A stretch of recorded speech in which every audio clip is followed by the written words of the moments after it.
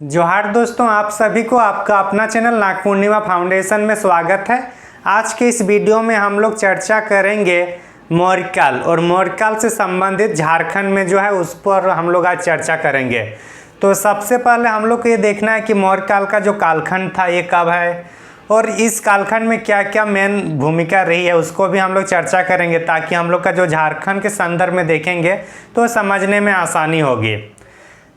अगर Indian history में अगर दो ऐसे कालखंड की बात किया जाए जो विश्व स्तर पर अगर उस टाइम चाहते तो पूरा विश्व को विजय कर पाते, वो जो दो कालखंड है, अगर उस टाइम मतलब जैसे कि सिकंदर ने पूरा विश्व को जीतने के लिए निकला था, उसी तरह से अगर भारत के संदर्भ में दो राजा या दो शासक अगर वो पूरा विश्व को जीतने के लिए निकलते तो वो लोग के लिए बड़ी बात नहीं थी। तो ये दो राजा या दो शासक कौन थे? वो थे एक चंद्रगुप्त मौर्य और उसके बाद होता है समुद्रगुप्त। मतलब ये दोनों की सेना इतनी मजबूत थी कि लोग किसी भी राष्ट्र को या पूरे वर्ल्ड में कहीं भी ये लोग जीत हासिल कर सकते थे। ये लोग के पास इतनी सक्षम और ताकतवर सेना थी। तो हम लोग सबसे पहले चर्चा करेंगे आज के इस वीडियो में हम लोग मौर्यकाल के बारे में। मौर्यकाल के बारे में हम लोग संक्षेप में थोड़ा जानकारी प्राप्त कर लेंगे और उसके बाद जो झारखंड से संबंधित जो है उसको भी हम लोग चर्चा करेंगे। तो चलिए हम लोग सीधे चर्चा करते हैं मौर्यकाल के बारे में।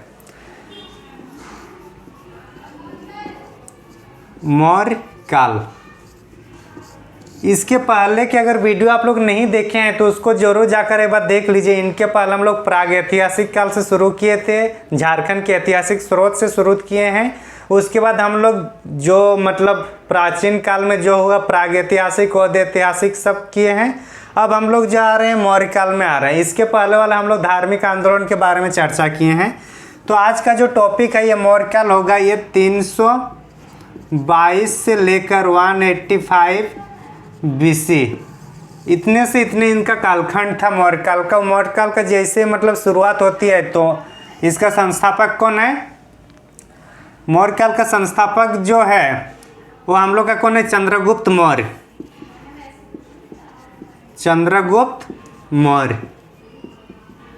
चंद्रगुप्त मौर्य कौन है? संस्थापक।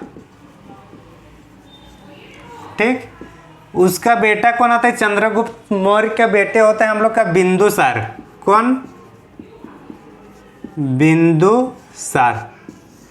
चंद्र बिंदु याद रखने का, क्योंकि एक बिंबिसार भी है जो हर्यक वंश के जो संस्थापक है उसका नाम है बिंबिसार और ये कौन है? बिंदुसार। दोनों को याद, वो कौन है? वो बिंबिसार है और ये कौन है? बिंदुसार। तो दोनों को याद कैसे रखेंगे? जैसे हम लोग पढ़ते हैं ना 12 खड़ी में कि चंद्र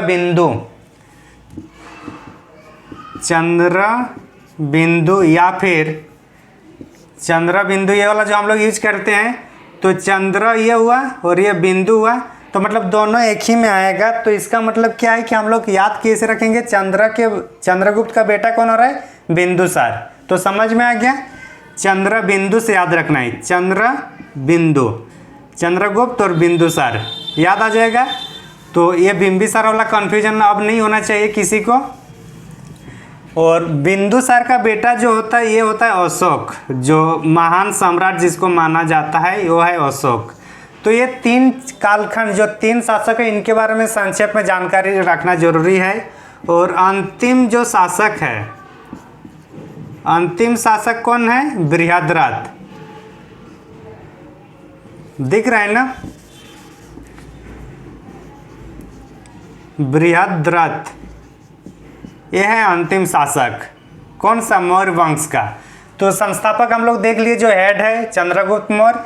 और इस टाइम कौन थे? चंद्रगुप्त मौर्य का जो PM थे, मतलब ये दोनों का जो प्रधानमंत्री थे कौन थे? चाणक्य। चाणक्य कौन थे? प्रधानमंत्री थे किसका? चंद्रगुप्त मौर्य के टाइम भी और बिंदुसार के टाइम ही चाणक्य कौन थे? और चाणक्य को ये जो कहानी था, जो नागवंश के जो शासक था धनानंद, जो धनानंद के साथ इनका क्या चाणक्य का मतलब एक कंपटीशन हो गया था कि उन्होंने इनके मतलब जो राजदरबार थे धनानंद अपने राजदरबार में चाणक्य को निकाल दिया। तो चाणक्य ने ये प्रतिज्ञा ली थी कि उसी के वंश में मतलब उसी को वंश को विनाश करके संपूर्ण भारत मतलब अखंड भारत का एक शासक बना के देंगे। और उसके नतीजे कौन आता है? चंद्रगुप्त मौर्य। तो चाणक्य जो अखंड भारत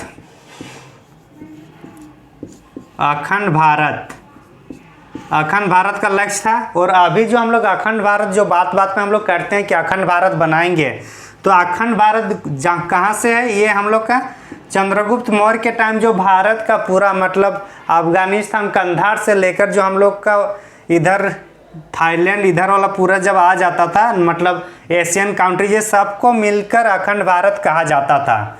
तो ये समझ में आ गया चंद्रगुप्त मौर्य के बारे में हम लोग जैसे कि कल हम लोग पढ़े थे जैन धर्म में, तो ये क्या उनसे धर्म से संबंधित था? जैन धर्म मतावलंबी थे। कौन? चंद्रगुप्त। उसके बाद बिंदुसार जो है, बिंदुसार को अमित्रघात भी कहा जाता है। क्या कहा जाता है? अमित्रघात किसको कहा जाता है? बिंदुसार को। अमित्रघात बिंदुसार को कहा जाता है। इसका मतलब है कि शत्रुओं को मारने वाला अमित्रघात का मतलब होता है। और ये बिंदुसार ये जो था आजीवक संप्रदाय से थे। आजीवक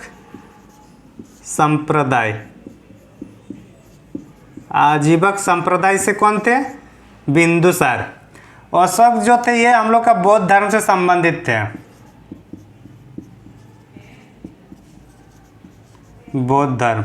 तो इसका हम लोग जो तीनों इनका देखे, चंद्रगुप्त मौर्य संस्थापक हो रहा है, उसका संस्थापक है। और ये किससे थे? जैन धर्म। श्रवण बेलगोला जो हम लोग कल पढ़े थे कर्नाटक में, वहाँ जाकर जो इन्होंने निर्वाण की प्राप्ति की थी। उसके बाद बिंदुसार अमित्रघात ये आजीवक संप्रदाय से थे। और अशोक जो है बौद्ध धर्म से संबंधित थे। और बृहद्रथ को ना अंतिम शासक है चंद्रगुप्त मतलब मौर्य काल का।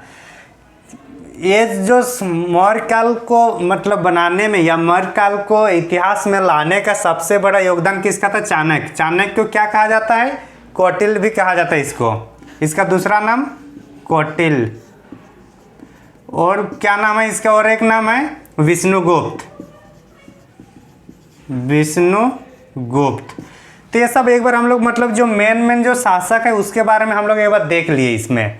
तो अब थोड़ा हम लोग चर्चा करेंगे मौर्य काल की जो जानकारी है वो हम लोग को कहाँ से मिलती है, उस पर हम लोग चर्चा करेंगे।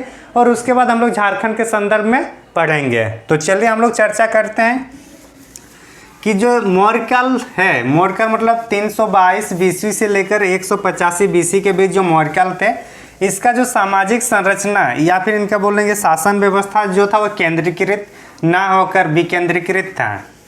अच्छा सॉरी, इनका जो शासन व्यवस्था केंद्रीकृत था। शासन व्यवस्था क्या था? केंद्रीकृत था। लोक कल्याणकारी था। लोक कल्याणकारी शासन व्यवस्था था।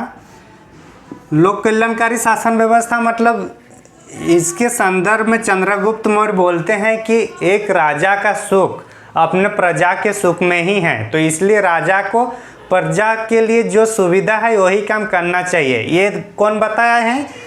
चंद्रगुप्त मौर्य का जो पीएम थे, मतलब उस टाइम कौन थे?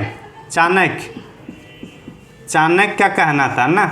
चाणक्य ने यह भी कहा है कि जो पड़ोसी देश है, पड़ोसी देश सामान्य रूप से शत्रु होते हैं। तो इन्होंने मतलब उस टाइम यथार्थवादी दर्शन दिया था। यथार्थ का क्या बोल रहे थे? जो सामान्य पड़ोसी देश जो भी हो, मान के चले आपके भी अगर जो सहेली है या जो फ्रेंडशिप है, वो लोग क्या होते हैं? सामान्यतः मतलब जो पड़ोसी सहेली है वो लोग क्या है?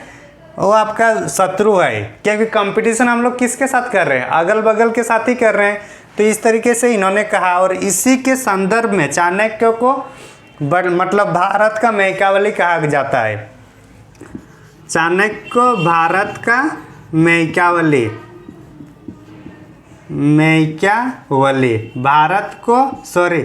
चाणक्य को भारत का मैकावली कहा जाता था।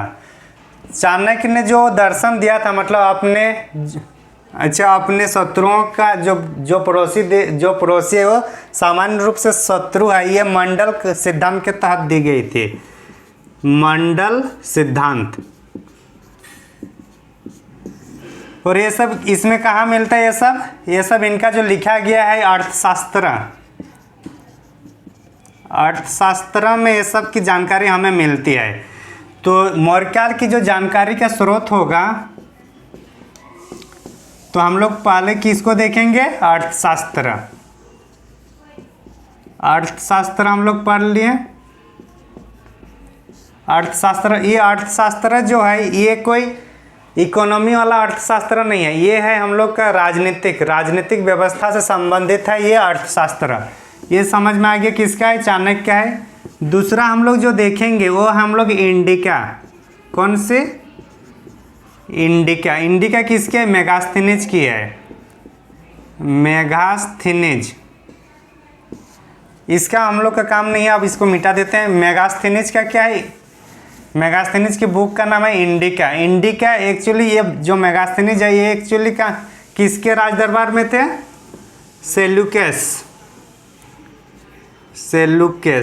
सेलुकस के राज का भी थे मेगास्थनीज, और ये चंद्रगुप्त मौर्य के राज दरबार में आया था जब सेलुकस से चंद्रगुप्त मौर्य ने इसको हराया तब। उसके बाद हम लोग को फिर मिलता है विशाखादत्त का जो मुद्रा राक्षस। मुद्रा राक्षस किसका है? विशाखादत्त के। ये सब मेनली जो है इसमें पता चलता है चंद्रगुप्त मौर्य के बारे में। अगर हम लोग शिलालेख या पुरातात्विक स्रोत में देखा जाए तो अशोक का शिलालेख से भी पता चलता है। अशोक का शिलालेख, और अशोक के शिलालेख कितने प्रकार के होते थे? 3 प्रकार के होते थे। कौन कौन सा? बृहत शिलालेख,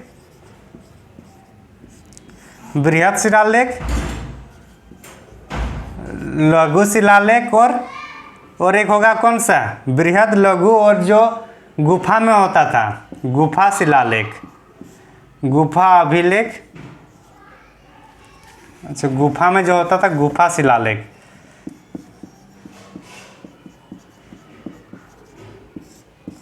तो जो बृहद शिलालेख था ये राजपाट से संबंधित था, और लघु जो शिलालेख था वो व्यक्तिगत रूप से था, और जो गुफा अभिलेख या शिलालेख जो था इसमें मतलब बराबर की पहाड़ी में जो था उसके बारे में इसमें चर्चा करते हैं। तो ये सब जो है मौर्यकाल के बारे में हम लोग को जानकारी स्रोत मिलता है। स्क्रीनशॉट लेना चाहते हैं तो एक बार ले लीजिए आप लोग।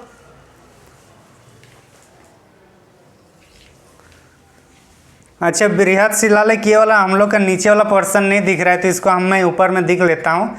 बृहद वाला जो था राज से संबंधित था, राजपाट से संबंधित था। लघु वाला जो है वो व्यक्तिगत रूप से था।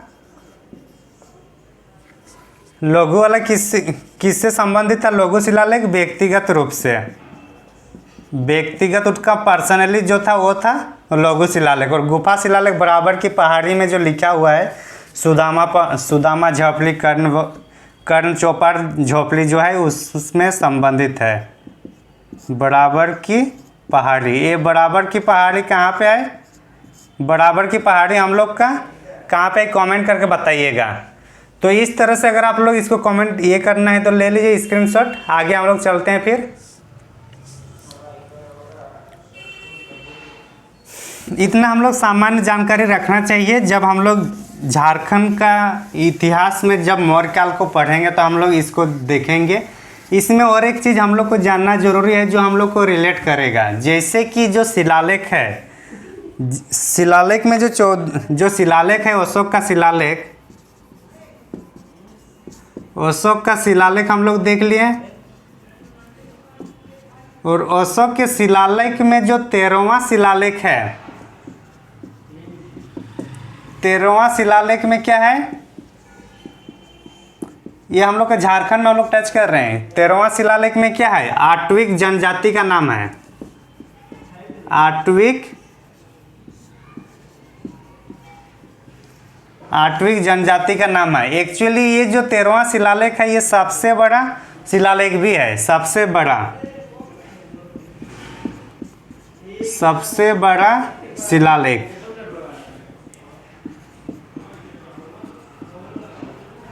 सबसे बड़ा शिलालेख कौन सा है? 13वां शिलालेख इनके जो शिलालेख में है, अशोक के शिलालेख में। तो आठवीं जनजाति का जो नाम आता है, एक्चुअली क्या हुआ ना कि उस टाइम चूँकि बौद्ध जो अशोक क्या थे, बौद्ध धर्म से संबंधित थे, और बौद्ध भिक्षु क्या करते थे, वो लोग एक जगह से दूसरे जगह अपना ज्ञान को प्रचार प्रसार करते थे। उसी क्रम में जो बौद्ध धर्म या जो बौद्ध भिक्षु था, वो लोग एक जगह से दूसरे जगह आने जाते करते थे। और आठवीं जो जनजाति थे, ये लोग क्या करते थे, वो लोग को रोकते थे, वो लोग से मतलब तंग करते थे वो लोग को। तो ये जो तंग करते था आठवीं जनजाति, जो लोग से चोरी मतलब वो लोग से लूटपाट करता था, तो ये सब को रोकने के लिए अशोक ने चेतावनी दिया था। अशोक ने चेतावनी दिया था, अशोक ने चेतावनी दिया था कि आठवीं लोग आप लोग सुधर जाइए, और आठवीं लोग आप लोग सुधर जाइए, और जो आप लोग भिक्षुओं को तंग कर रहे हैं वो तंग करना बंद कर दीजिए, नहीं तो अगर आप लोग नहीं करिएगा तो हम लोग को कुछ अनुशासनात्मक जो कार्रवाई वो करना पड़ेगा। इस टाइप से इन्होंने चेतावनी दी तो अशोक ने किसको? आठवीं जनजाति। और इसी क्रम में आठवीं जनजाति की हम लोग का जो अशोक के 13वां शिलालेख में नाम प्राप्त होता है। और ये आठवीं जनजाति किससे संबंधित है? ये हम लोग का झारखंड के जनजाति से संबंधित है, झारखंड के जनजाति से संबंधित है। तो ये समझ में आ गया आठवीं जनजाति, ये समझ में आ गया ना। इसमें और एक चीज़ अगर हम लोग देख सकते हैं कि जो चंद्रगुप्त मौर्य या फिर मौर्य काल में जो टोटल तीर्थ थे, मतलब जो सबसे बड़ा पदाधिकारी था उसको तीर्थ कहा जाता था। जैसे अभी इंडिया लेवल में अगर देखा जाए, भारत अखिल भारतीय स्तर पर, तो सबसे बड़ा जो पदाधिकारी है वो कौन है? IAS ऑफिसर है। तो उसी तरह से मौर्य काल में जो मतलब बड़े पदाधिकारी होते थे उसको तीर्थ कहते थे। क्या कहते थे? तीर्थ। और तीर्थ कितने थे? 18 तीर्थ थे। और अध्यक्ष कितने थे? 26। तो एक्चुअली जो मौर्य काल में जो तीर्थ था, जैसे कि सन्निधाता, समाहर्ता, एग्जाम्पल सन्निधाता, समाहर्ता,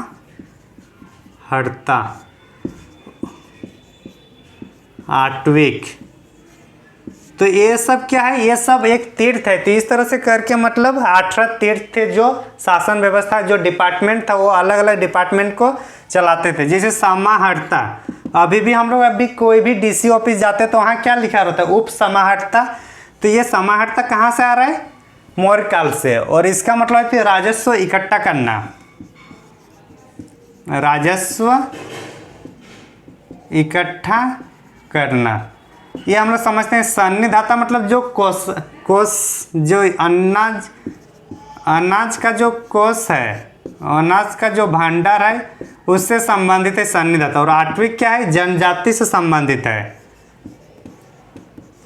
जनजाति से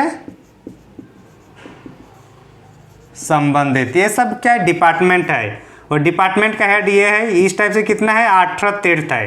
तो यहाँ हम लोग के लिए जो इम्पोर्टेंट है, ये जो 18 तीर्थ है उनमें से हम लोग का इम्पोर्टेंट कौन सा? ये वाला आठवीं जनजाति वाला, ये इम्पोर्टेंट है झारखंड के लिए और JPSC या JSSC से संबंधित, क्योंकि हम लोग का उल्लेख कर रहा है।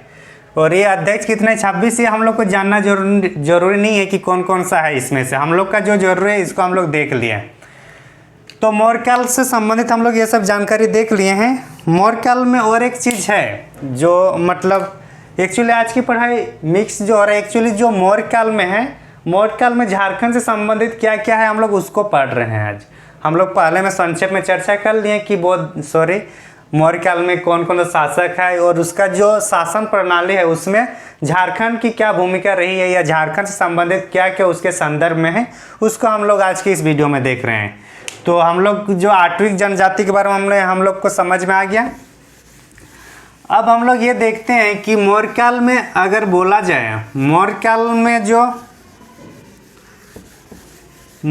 में जो ये था हम लोग का कौन सा, चंद्रगुप्त मौर्य का जो PM थे, मतलब जो चाणक्य थे, वो चाणक्य का जो बुक है अर्थशास्त्र, अर्थशास्त्र में झारखंड को क्या कहा?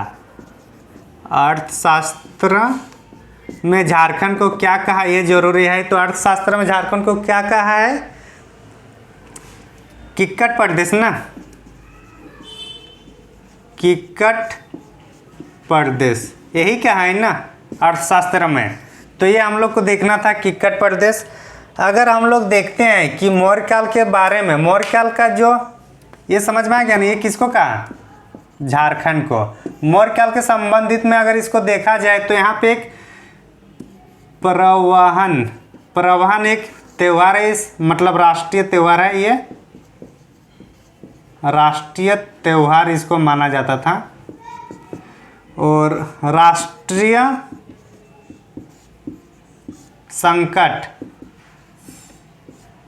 संकट किसको माना जाता था मौर्य काल में? आग को।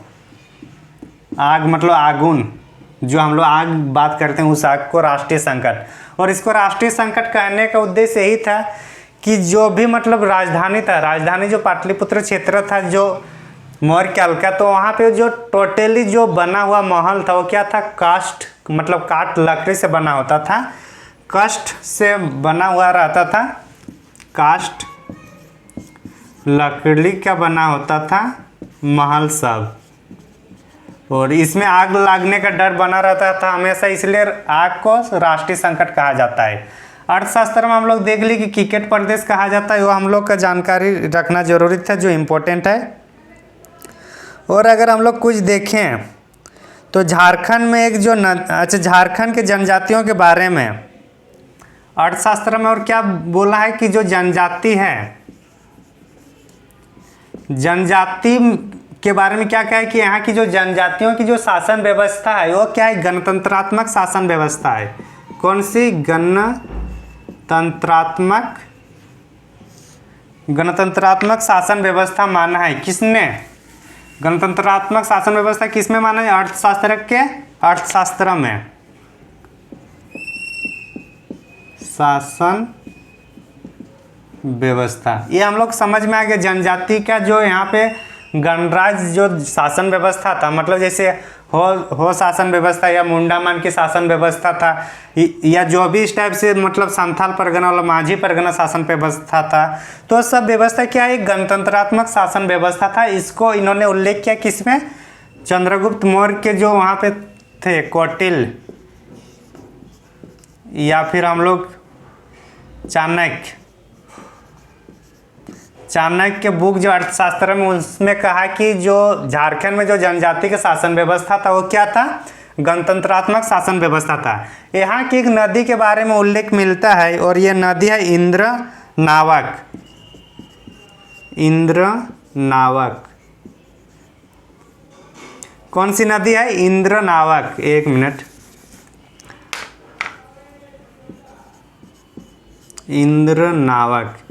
इंद्रनावक एक नदी है। नदी के साक्ष्य मिलता है किसमें? हम लोग का अर्थशास्त्र में।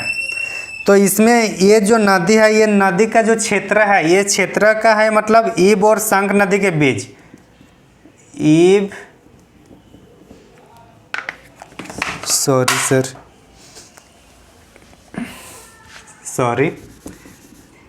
और शंख नदी जो है, ईब और शंख नदी के बीच का जो क्षेत्र है, बीच के क्षेत्र के लिए क्या यूज किया गया? इंद्रनावक ये इसके लिए यूज किया गया। और ये किसके लिए फेमस है? हीरे के प्राप्ति के लिए, क्योंकि हीरे पाया जाता है शंख नदी के आसपास। तो ये जो शंख नदी के आसपास जो हीरे प्राप्त की जाती है, ये कब से पता है? ये मौर्य काल से हम लोग को पता है। वो लोग का मतलब ये अर्थशास्त्र में लिखा हुआ है। आगे चलते हैं हम लोग।